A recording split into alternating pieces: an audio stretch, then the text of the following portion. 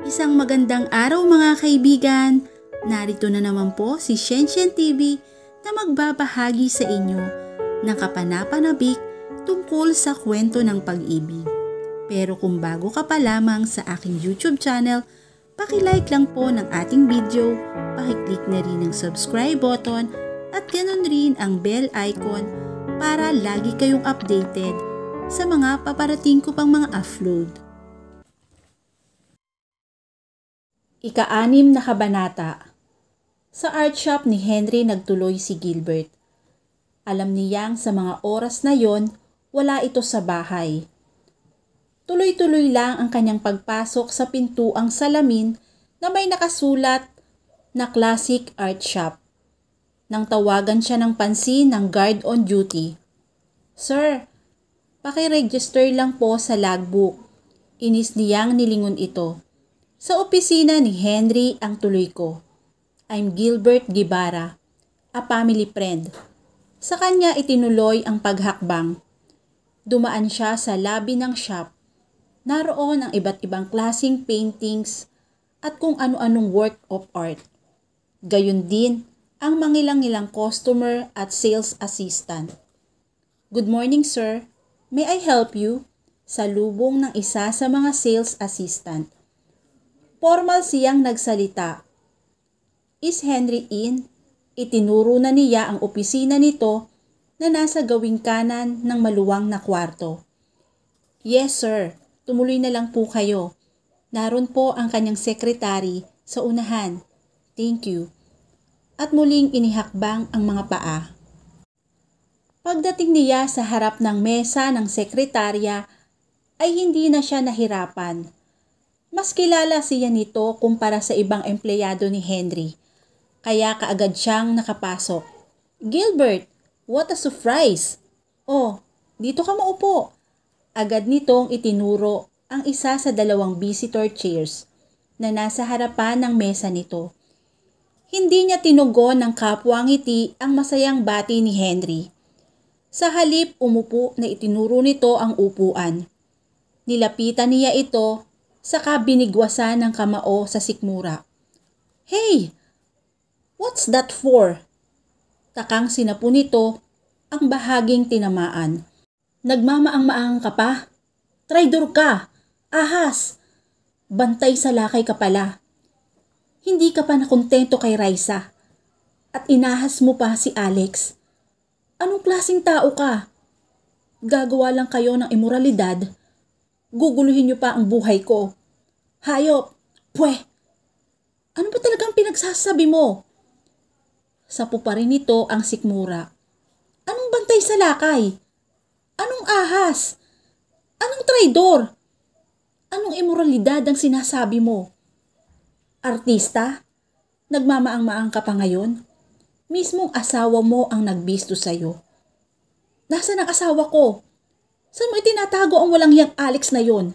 Saan? Anong itinago? Anong malay ko sa asawa mo? Di ba? Nawala. Bakit sa akin mo hinahanap? Dahil ikaw ang may pakana ng lahat. You stayed her disappearance. At pagkatapos noon, ikaw naman ang mawawala nang sa ganon ay mapaniwala ninyo kaming mga patay na nga kayo. Shit. Ba't hindi ka na lang matuluyan? Hindi ang klase mo ang dapat na pinagpapala ng mga materyal. Hey, will you stop shouting at me? Hindi talaga kita maintindihan." Ito, naintindihan mo? Inihagis niya sa mukha ni Gilbert ang dalawang larawan. "Anong?" "Nagulat ka, no?" Galit na hinarap niya ito. Itinulak sa upuan. "Hindi mo akalaing mabubuko ang maitim niyong balak, ha? Malas mo at matunog ang asawa mo. Nalaman niya agad ang modus operandi ninyo bago pa ako tuluyang mabuwang sa kagagawan nyo. Pweh! Hey! Will you please calm down? Mali ang iniisip mo." Tumayo si Henry, nilapitan si Gilbert. Gustong akbayan. Pero mabilis siyang umiwas. "Ano? May plan B ka pa? Ipinilit mo pa ring wala kang kinalaman sa pagkawala ni Alex na walang ibig sabihin ang mga larawang iyan na isang estatwa mo at hindi si Alex, ganun ba? Umiling si Henry. Galit ka? Hindi tayo magkakaintindihan niyan. Kalmahin mo ang loob mo. Dam. Nasasabi niyo yan matapos niyo akong gaguhin? Hindi totoo yan. Wala akong ginagawang masama sa iyo. Nagbabagang tingin ang kanyang itinugon. Luke, totoong nagkaroon ako ng kaugnayan kay Alex. Pero matagal na yun. High school pa kami nang mangyari yun. Nang mag-college siya, ay nagkahiwalay kami sa eskwelahan. Naputol na rin ang aming relasyon hanggang sa naging girlfriend mo siya at ikinasal kayo. Ako na may napunta kay Raisa. Then, wala na. Nakalimutan na namin kung ano man ang naging relasyon namin nung una. Mga bata pa kami noon. Isip bata. Pusong bata. Lolokohin mo pa ako? Huwag mong sabihin yang nasa litrato ay kuha noong mga high school na kayo. Natawa si Henry. Of course not. Pero that doesn't mean na ginawa namin ang mga bagay na yan. At ano na namang panloloko ang gusto mong palabasin? Muli niyang pinitsirahan si Henry. Wait! Nagpumiglas ito. Hindi ako nanloloko. Totoong hindi namin ginawa ang nasa litrato. At sinong lolokohin mo? Ako? Daya lang yan. Ineksperimento namin ni Raisa. Natigilan siya. Lumuwag ang kanyang pagkakapigil kay Henry. Anong ibig mong sabihin? Totoo. Tuluyang nakawala ito, hinimas-himas ang kwelyo ng polo. Natatandaan mo yung nabalita mong reklamo sa mga sexy star na nakikita nila ang kanilang mga pictures sa mga bangketa na very sexy ang kuha. Pero hindi naman nila matandaang nag-post sila sa kahit na sinong photographer. Malay ko, wala akong time na makinig ng kung ano-anong balita tungkol sa showbiz. But it's true. Nalaman ni Raisa na ang ginagawa pala roon ay dinadaya lang para lumabas na ganun nga. But the truth is, iba ang may-ari ng mukha at iba rin ang may-ari ng katawan. But in the picture, parang iisang tao lang yun. Tulad lang ng kaso ng mga litratong ipinakita mo, kami pang dalawa ni Raisa ang gumawa niyan. Ang original picture niyan ay kaming dalawa ni Raisa ang magkasama. Pero dahil sa gusto naming mag-experiment, pinatungan ni Raisa ng picture ni Alex, ang parteng mukha ng larawan niya. Saka namin kinunan uli ng litrato. Resulta, ayan, parang kaming dalawa ni Alex ang magkasama. Matagal bago siya nakakibo. Anong motibo ni Raisa upang magsinungaling sa akin? Bakit ang sabi niya talagang may relasyon kayo ni Alex? At ginagamit pa niyang ebidensya ang mga larawang iyan. Bakit pa sasamain ni Raisa ang pangalan mo sa akin? Bakit rin niya sisirain ang pagtingin at magandang pagkakakilala ko kay Alex? Iyon ang hindi pa namin alam. Tumayo si Henry. Huminga ng malalim. Iniunat ang katawan saka namulsa. I have to talk to Raisa. Mukhang may nangyayari na hindi ko alam. Hindi mo alam? O nagmamaang-maangan ka lang? Bakit hindi mo pa sabihin sa akin ang totoo? Anong nalalaman mo sa pagkawala ni Alex? Wala. Dagling tugon nito. Talagang wala akong kaalam-alam. Sila ni Raisa ang laging magkasama. Posibleng ang asawa ko ang may alam. Pero ako, I swear to God, wala talaga. Nagtama ang kanilang mga paningin. Hindi malaman ni Gilbert kung ano ang iisipin, kung ano ang magiging damdamin sa pagkakataong iyon. Pinagdadampot niya ang mga larawang nasa lapag. Saka inis na nilamukos. Ibinagsak uli sa lapag. Ewan ko ba sa inyo? Nalilito ako sa inyong mag-asawa. At tuloy-tuloy sa pinto. Gilbert, wait! Ngunit walang nangyari. Nang tuluyang wala na si Gilbert, Agad na dinampot ni Henry ang telepono. Dumayal. Umuwi si Gilbert sa mansyon. Lito, masama ang loob. Naguguluhan. Sa kanyang minibar siya tumuloy. Kumuha ng alak at nagsimulang uminom. Hanggang sa inabot siya roon ng dilim. Nang makaramdam ng pagkahilo, ay dinampot ang bote ng alak at kopita at dinala sa silid. Mas lalong kadiliman ang kanyang nabungaran sa loob ng kwarto. Pero mas gusto niya yon, mas madilim, mas okay. Walang makakakita ng kanyang lihim na pagluha. Pumwesto siya sa tabi ng bintanang salamin, hinawi ang makapal na kurtina at naglagos ang liwanag na galing sa bagong sikat na buwan. Lalo siyang nalungkot. May hatid na alaala ang sinag ng buwan. Romantic si Alex at kadalasang kapag naglalambing ito, ay dinadala siya nito sa tabi ng bintana at sabay nilang pinapanood ang pagsilang ng buwan. Kasunod noon, nadadala na rin sila at nauuwi yon sa pagdadaop ng kanilang mga labi, sa pagyayakapan ng kanilang mga katawan, sa pag-iisa ng kanilang mga damdamin. Oh Alex, why I miss you so much? Hindi niya nakayanan ang alaalang hatid ng tanawing iyon, kaya't siya'y tumalikod upang lumipat sa pababang sopa na nasa bungad ng kanyang silid. Nabanaag niya ang kabuuan ng isang taong nakatayo sa may isang sulok, malapit sa kama. Alex, dahan-dahan siyang lumapit. Pilit na inaaninaw ang mukha nito at sa tulong ng sinag na buwan na naglalago sa bintanang salamin, nakita niyang nakashort itong kulay puti, tulad ng kulay ng suot nitong pang-itaas. Lumakas ang kanyang kutob. Alex, ikaw nga, nagbalik ka! Sinugod niya ito ng yakap. Pinagpipisil, pinaghahagkan. Totoo ka! Hindi ka isang panaginip. Oh Alex, I love you. I love you. Gumanti ng yakap at halik ang babae. Akmang pipindutin ni Gilbert ang switch ng lampshade nang bumulong ito. Please don't. Hindi na niya itinuloy. Nanaig ang kanyang pananabik kay Alex. Mas naging abala siya sa pagbuhat rito patungo sa kanilang kama. Sa isang iglap ay nawala ang kanyang sama ng loob. Napalis ang kanyang pagdaramdam, ang nangingibabaw ay ang kanyang kasabikan sa babaeng minamahal. Kanyang inihiga, dahan-dahang tinabihan sa kaniyakap ng mahigpit. I miss you, Alex. We'll start anew.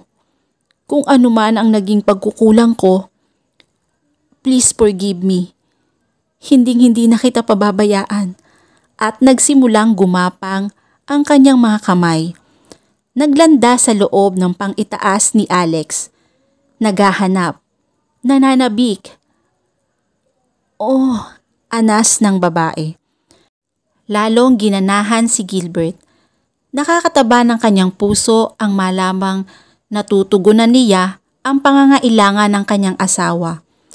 Hanggang sa unti-unting natatanggal ang kanilang mga saplot, tuluyang nagsanib ang kanilang mga katawan.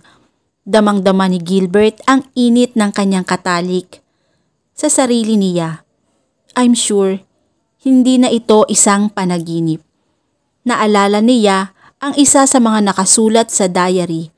Naghahanap ito ng kalinga. Nananabik sa isang mainit na pakikipagniig. Paliligayahin kita, Alex. Sisikapin kong masisihan ka. At sinibasib niya ito ng halik. Ipinadama niya ang kanyang init.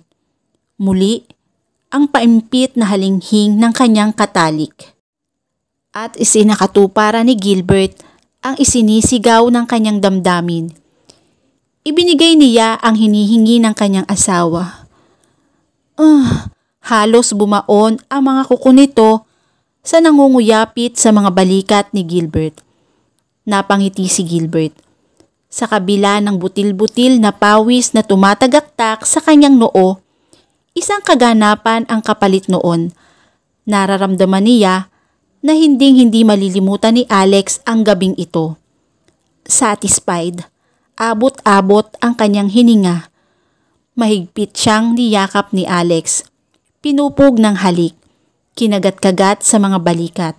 "Hey, gusto mo pa?" tanong niya. Matinis na hagikgig ang isinagot nito. Saka yumakap ng patagilid. Pumikit. Nakatulog silang kapwa may mga ngiti sa labi. Magkatabi, magkayakap. Kinaumagahan, biglang naalimpungatan si Gilbert. Nang sa kanyang pagbiling sa kanan ay kanyang naramdamang wala na siyang katabi. "Alex!" Agad siyang bumangon. Iginala ang paningin sa apat na sulok ng silid. Wala siyang nakita. Bigla siyang kinabahan. Agad niyang hinablot ang roba sa kanyang ulunan at ipinangtakip sa kahubaran.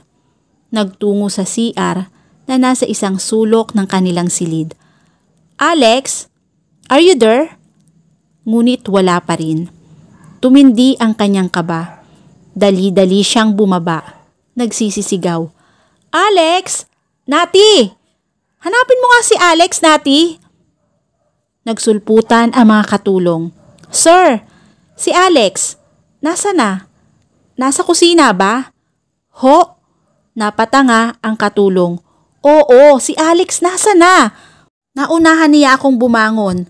Saan siya nagpunta?" Sir, wala nang po siya sa kusina. At saka, kailan po siya dumating?" "Kagabi. Inabutan ko siya sa kwarto namin." "Bakit? Hindi niyo ba namalayan?" "Ho? Kuwan. Hay nako, Aling Nati. Mukhang hindi niyo na ho alam ang nangyayari dito sa bahay." Tuloy-tuloy siya sa kusina. Tinignan kung talagang wala nga roon si Alex. At nang makitang wala nga roon ang hinahanap, tumuloy naman sa sala. At tiyempong tumitingin siya sa labas ng pinto nang siya namang dating ng isang panauhin. Sina Lieutenant Salabarria at ilang kasama. Naudlot siya. Ano naman ang kailangan ng mga siraulong ito? "Good morning, Mr. Guevara." Bati ng chief. Hindi siya nakasagot. Hindi niya nabigkas ang idinidikta ng kanyang isipan. Anong maganda sa umaga naririto ka? Gayunpaman, ipinakita niya ang kanyang pagiging magalang. Binuksan niya ang pinto at inanyayahang pumasok ang mga panauhin. "What can I do for you?" Bungad niya bago pa man makaupo sa sopa ang mga panauhin. "Can we sit down first?" Ani ng tinyenteng Salabarria. "Yeah, go ahead." Itinuro niya ang mga upuan. "By the way, mabuti at napasyal kayo rito. Naririto na nga pala si Alex. As a matter of fact, katabi ko siya kagabi." "Ganun ho ba? Pwede ba namin siyang makausap?" "Ha?" Kuwan, nanatiling nakatitig lang si Gilbert sa mga otoridad. "Ibig bang sabihin ng inyong di pagsagot ay dahil sa talagang wala rito si Alex?" "No!" Mariing tutol niya sa kaharap. "Talagang kasama ko siyang natulog sa kwarto kagabi. May pinuntahan lang siguro kaya wala na siya ngayong pagising ko." Lihim na nagtinginan sina Lieutenant Salabarria at mga kasama. Mga napangiti. Kinabahan si Gilbert. Hindi niya gusto ang tabas ng pagkakangiti ng mga ito. "Bueno, Mr. Guevara." Anang otoridad uli. "Hindi na ako magpapaligoy-ligoy pa. Kasama ko rito si Sergeant Cruz." Itinuro nito ang katabing lalaki. "Pwede ka ba naming anyayahan sa presinto?" "Presinto? Bakit naman? Hindi totoong namatay si Alex. At wala nga kayong mahanap na bangkay niya, hindi ba? Para ano at iimbitahan niyo ako sa presinto?" "Well, hindi na tungkol kay Alex. Although may kaugnayan pa rin sa kanya ang dahilan." Sabi ni Sergeant Cruz. Tungkol saan? Tungkol sa pagkamatay ni Henry San Vitores, ang asawa ni Raisa. Napahumindig siya. Si Henry? Patay? Yes, Mr. Guevara. At mayroon kaming information na kayo ang kanyang huling nakausap sa art shop bago nangyari ang insidente. God, no! Bukod noon, si Lieutenant naman ang nagsalita. May natagpo ang diary si Alex at 2 pirasong nilamukos na larawan sa tabi ng bangkay. Larawan ni na Henry at ng iyong nawawalang asawang si Alex. Hindi siya nakapagsalita. Nanlamig ang kanyang buong katawan. Nanunuyo ang kanyang lalamunan. Mas makakatulong siguro sa pagkakataong ito na isama mo na ang iyong abogado. Lahat ng aming nakalap na physical evidence sa crime ay nasasangkot sa iyo. Lalong nangatal ang kanyang pakiramdam. No! Wala akong alam! Malayo na ang narating ng minamanehong sasakyan ni Gilbert. Ngunit hanggang ngayon, parang naririnig pa niya ang mga nag-uusig na pangungusap ng grupo ni Lieutenant Salabarria. Nagseselos ka kaya pinatay mo si Alex. At ngayon naman, isinunod mo si Henry para makipaghiganti. No! Napatiimbagang siya. Masakit tanggapin. Siya ang isinasangkot sa mga pangyayari. At ngayon nga'y kinakasuan siya ng murder para sa pagkamatay ni Henry. Kung hindi pa, dahil sa maagap na naglalagak ng piyansa ng kanyang abogado. Siguradong naroroon na rin siya sa likod ng mga rehas na bakal na 2 oras din niyang kinasadlakan. Shit! Bakit nangyari ito? Bahagya niyang nasuntok ang manibela. Tuliro na siya. Hindi niya malaman kung ano ang iisipin, kung ano ang gagawin. Saan napunta si Alex? Walang duda. Hindi isang ilusyon ang kanyang nakatali kagabi. Pero nasaan na si Alex? Bakit nawala na lang ito at sukat na? Siya ba ang may kagagawa ng lahat ng kaguluhang ito? At si Henry, sino ang pumatay? Bakit pinatay? At bakit itinaon pang katatapos lang nilang mag-away? Shit. I hate this. I hate this. Pinatudahan niya ang pagpapatakbo sa kanyang sasakyan. Sa pagkakataong ito, dapat na siyang sigurong konsultahin ng isang taong malaki ang kaugnayan kay Alex. Sa isang pribadong rehabilitation center, nagtungo si Gilbert. Sa unang pagkakataon, kakaibiganin niya si Cathy, ang kapatid ni Alex. I'm sorry Mr. Guevara, pero ayaw ni Cathy na makipag-usap sa inyo. Wika ng namamahala sa center nang bumalik ito mula sa kwarto ni Cathy. Kinutuban siya. Bakit ho? Hindi pa ba siya nakaka-recover? Bayulente pa rin ba siya? Hindi na ho. Bahagyang natawa ang babae. Actually, she's on the way to recovery. Okay na nga siyang kausap ngayon as compared noong unang buwan niya rito. Pero bakit ayaw niya akong kausapin? Sinabi niyo bang ako ang Kuya Gilbert niya? Ang gustong makipagkita sa kanya? Tumango ang babae. Katunayan nga, nang malaman niyang kayo ang kanyang bisita, saka lang siya tumangging lumabas. Hindi ba kayo in good terms before? Ha? Medyo. Ayaw niya kasi sa akin noon. Pero I really have to see her. Nawala ang ate Alex niya. She has to know what's going on. Pero please, kung gusto niyong sumama pa kayo sa pag-uusap namin, wala akong reklamo. Hindi na nakatanggi ang namamahala. Dinala siya nito sa kwarto ni Cathy. Isang private room sa dulo ng wing 3. Ito na rin ang nagbukas ng pinto. At gayon na lang ang gulat ni Cathy nang makita si Gilbert sa tabi ng namamahala. Di ba't tumayo ito sa kama? galit. Nakikiusap siya tungkol raw sa ate Alex mo. Biglang naghilom si Cathy. Nahalinhina ng pagtataka ang nakarehistrong galit sa muka. Anong nangyari kay ate? Kuwan, pwedeng maupo muna? Itinuro ni Gilbert ang isang armchair sa harap ng kama. Hindi sumagot si Cathy. Hindi rin ito umimik nang lumapit siya sa armchair at naupo. Nakita na ba kayo ni Alex? Iyon ang naging bungad niya. Hindi pa, pero may natanggap akong card noong 1 linggo. Nangungumusta siya. Bakit mo nga pala itinatanong? May nangyari bang masama sa ate ko? Agad na namula si Gilbert. Humugot ng buntong hininga. So, talagang buhay nga siya, nawika niya. Anong ibig mong sabihin? Bigla siyang tinabihan ni Cathy. Anong nangyari sa ate ko? Hindi agad nakasagot si Gilbert. Tumitig kay Cathy. Huwag mo akong daanin sa tingin. Magsalita ka. Anong nangyari sa ate ko? Saka lang niya sinimulan ang pagsasalaysay. Sa pamamagitan ng paputol-putol na pagkukwento, inihayag niya kay Cathy ang lahat ng mga pangyayari. Sinasabi ko na nga ba't?